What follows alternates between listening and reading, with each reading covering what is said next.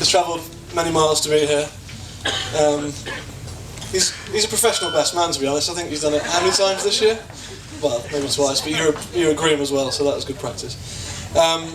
He's one of my best friends, well, he's my best friend, and I've known you for 25 years. We went to school together at the age of 4, along with Dan. You guys have both been just constants in my life, and no matter where we are, it's always the same when we get back together. It's awesome. So happy that you're here. Yeah, here we go. Let's hand over to Howard. Thanks, guys, so much for coming.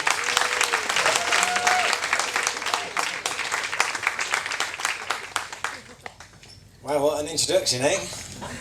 Right, hang on, let me put this down. Whilst I'm opening this, can I just say that Brooke has told me in confidence that his favourite body part of Hetty are her legs, so you can thank Les for that. There we go. He's a legs man. Got Les to thank. Never going to look at her the same way, are you, mate? I'm in a long dress. Yeah. Cool, so I'd like to just start by saying it's been an absolutely beautiful day. You couldn't have asked for the weather to be any better. The location here is absolutely fantastic, and you know, it is a fantastic occasion that I'm sure Brooke and Hetty, as have said, you know, entirely grateful for everybody to make the trip here. So that's, you know, a huge thing that everyone's kind of made the effort to come down and celebrating a special day with them. I know Brooke's been dreaming of this day since he was a little boy. He's told me about it a number of times throughout the years, and he's shaking his head, but honestly, this is not a mistake. I'd like to say what an honour it is to be Brooke's best man. He has a number of amazing friends, and to be standing here and giving this kind of a speech is a real privilege. So, you know, thank you for giving me that honour. I'd like to thank Hetty's family, Les and Anne, for hosting at their wonderful home. You know, like I say, it's a magnificent place, and you know, what a setting. So I think they'll remember this for the rest of their lives, and it's a special place to them. I'd like to thank Brooke's family, Lynn and Keith, and Rob for everything that they've done. Rob, excellent supervision with the raking yesterday. It was all very organised, yeah. I'd like to say, you know, thank you to the bridesmaids. You look beautiful today. You know, done an absolutely fantastic job looking after Hetty and making sure that she's kind of nice and calm and organised.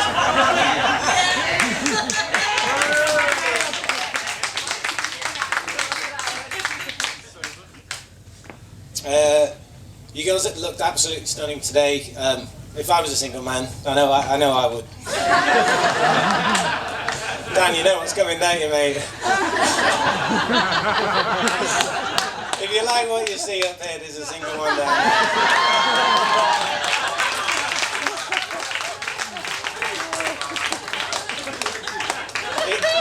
there. It'll be in the top right tent in the corner if you fancy trying it. Shit, I'm in that one as well. My wife would kill me, sorry about that. Can I have a sip?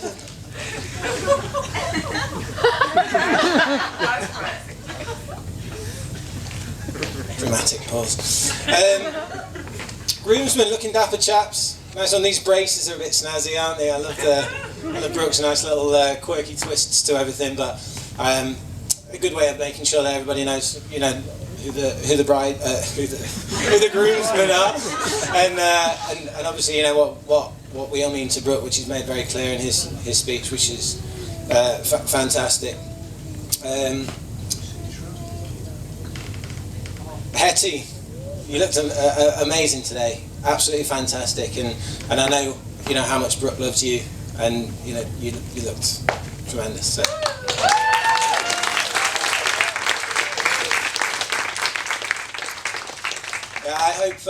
I hope today's been everything that you've hoped it for and worked so hard for it to be. So, yeah, congratulations. Yes.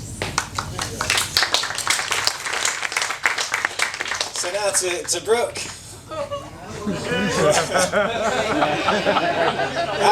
How did you pull that off, mate? Honestly, it's too good for you.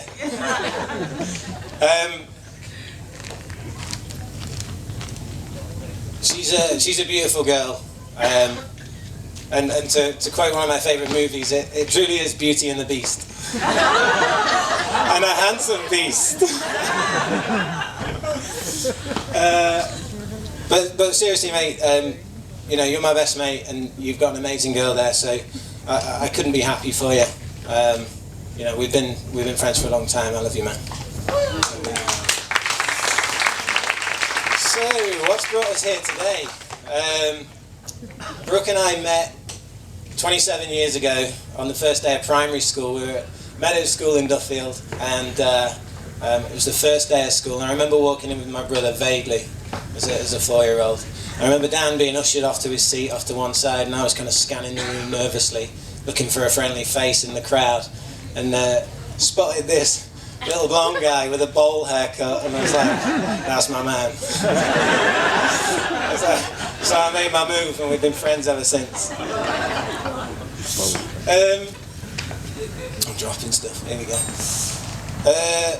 Yeah, so that was September 1986, I think. No, 85. I crossed it out. I was trying to work. My maths isn't that great. He was in a better class than.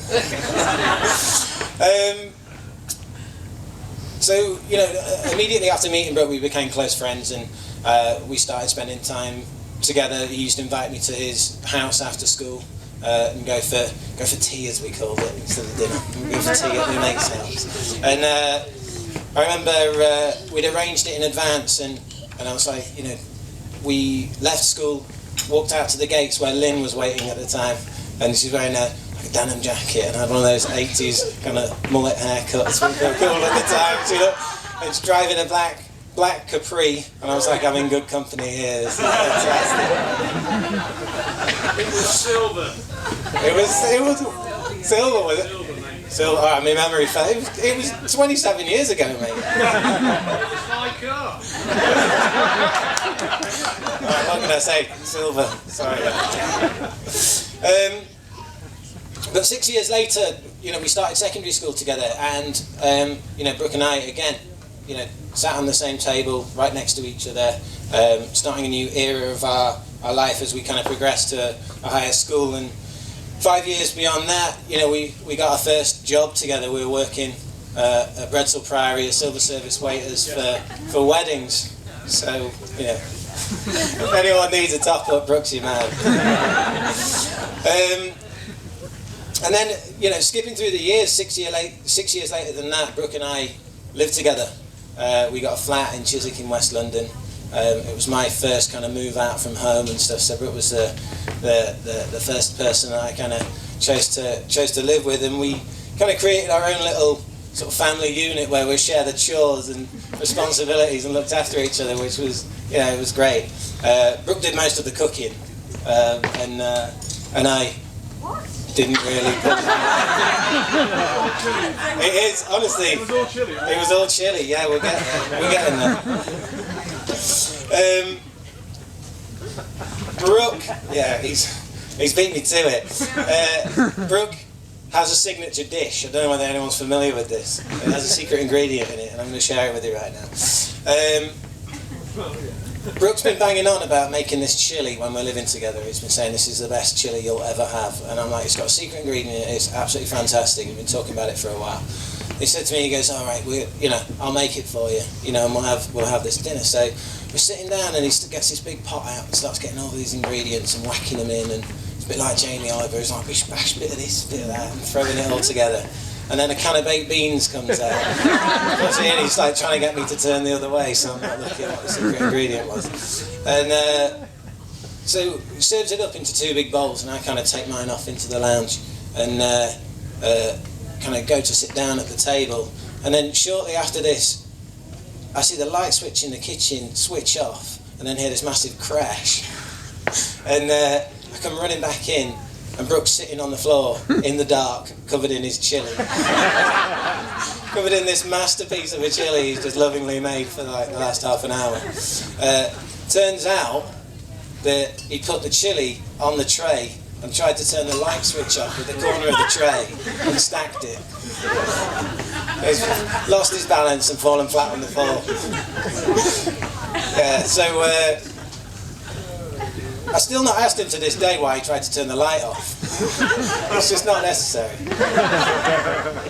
But it all ended well as I gave him half of mine and we had a very nice meal.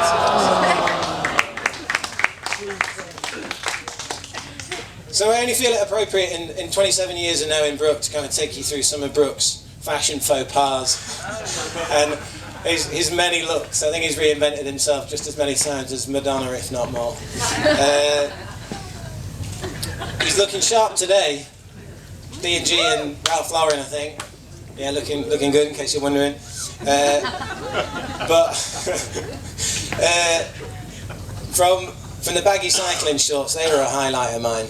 Yeah, when we used to do some cycling, they were. I think Lynn might have purchased a size too big or something, and they were pretty special. But I grow into them. My legs still haven't gotten bigger. They were huge, though. In fairness, nothing to do with your physique. Through to his trademark baggy tartan kind of plaid trousers like MC Hammer. They were amazing. Yeah. They were all ripped up from when he got caught in his bike chain, but he loved them, so they weren't going anywhere. And then from all the various hairstyles he's had, you know, I remember him as a 7-year-old turning up at school wearing a flat cap, kind of whipping it off, and he's got a skinhead. I was like, brilliant, it's so cool. Through to like when we were living together and he decided it'd be a good idea, even considering I had no formal training, to highlight his hair. We're sitting in the kitchen with tinfoil and like a homemade DIY kit, and I'm like, are you sure you want to do this? And I got my sleeves rolled up and some plastic gloves on that we stole from the petrol station. But he's like, yeah, go for it, man. I trust you. Okay. It was a disaster. I told him it looked good. I did that with a mirror, you know, when you kind of whip it around the back of his head.